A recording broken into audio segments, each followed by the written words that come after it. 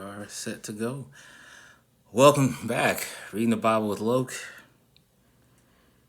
We're on 2 Kings 7. It's going to be a little difficult for me to probably keep us on the same reading. You may see little gaps, and that's just because a lot of times when I wake up in the morning, like I need the word, so I catch something in the morning, whether it's a little piece or a big piece, and just to help me get throughout my day. And waking up earlier, I can't foresee that right now. So don't fret when you see me skip. Be like, man, that ain't where we left off, cuz. All right, let's see. So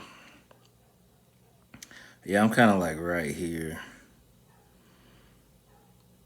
where the lepers were like, yeah, we're gonna die anyway.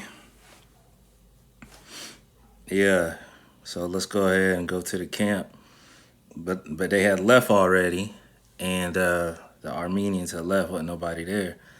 So like anybody else, they were like, shoot, where everybody at? We done left all the gold and everything.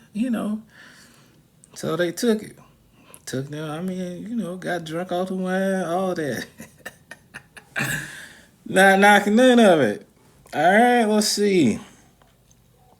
So I'll start right here at 9. Then they said one to another, we are not doing the right thing. This is a day of good news, yet we are keeping silent. That was a mistake, I think. I don't know. Some things you want to keep to yourself, Some things, you out here telling everybody. Like, let's see what happened, though. Let's see what happened. Go tell somebody what you got going on. Go tell them. If we wait until the morning light, some punishment for not reporting this now will come on us. So now, come, let us go and tell the king's household. So they came and called to the gatekeepers of the city. They told them, we went to the camp of the Armenians, bro. They got all kind of stuff, bro. Man, we drank silver. Look at the silver I got up there. There was no one there, nor the sound of man there, only the horses and donkeys tied up, and the tents had been left just as they were. Then the gatekeepers called out, and it was reported to the king's household inside the city. Then the king got up in the night and said to his servants, I will tell you. Okay. Got up in the night and said to his servants, I will tell you what the Armenians have done to us. They know that we are hungry, so they have left the camp to hide themselves in the open country, thinking when they come out of the city, we should take them alive and get into the city. Well, that's not true. The Lord just scared them out the city with some gunshots or some sounds of chariots. All right. We're still trying to see what happens here. One of the servants replied, please let some men take 5 of the horses which remain inside the city. Consider this, if they are caught, then at worst they will be like all the people of Israel who are left in the city. Even if they are killed, then they will be like all of the people of Israel who have already died. So let us send them and see what happens. So apparently they said bet. So they took 2 chariots with horses, and the king sent them after the Armenian army, saying, go and see. So they went after them to the Jordan, and all the road was entirely littered with clothing and equipment which the Armenians had thrown away. Boy, that must have been a loud sound, man. They left donkeys, horses, tearing off the clothes. I wonder what it was. Like, I wonder what he used or what the guy orchestrate to make them so scared like that. Like a lion's roar. You ever see, like when a prey hear that lion roar, they lose their shit. Man, they lose all their cool. Let's see. And the road was entirely littered with clothing and equipment which they had thrown away and hurriedly fled. And the message returned and told the king. So they ain't even sound like they ain't even finished. And finally, then the people of Israel went out and plundered the camp of the Armenians. So goods were so plentiful that a measure of finely milled flour was sold for a shekel, and 2 measures of barley for a shekel, in accordance with the word of the Lord as spoken through Elisha. Man, y'all could have had all that to yourself. Man, I would have started my own little kingdom called the Lokeville. Man, look, I'd be like, who? King who? Nah, King Loke. Yeah, I'm gonna go out here and tell people.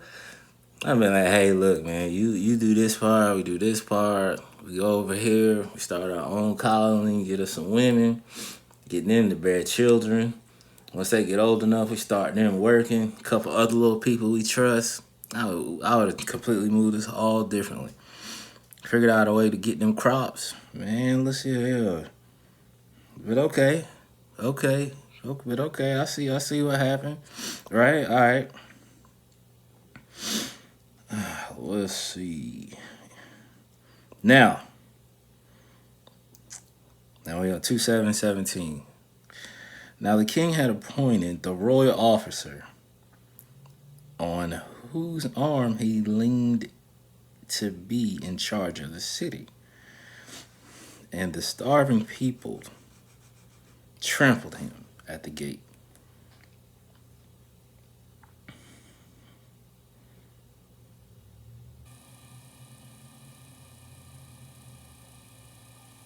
Okay.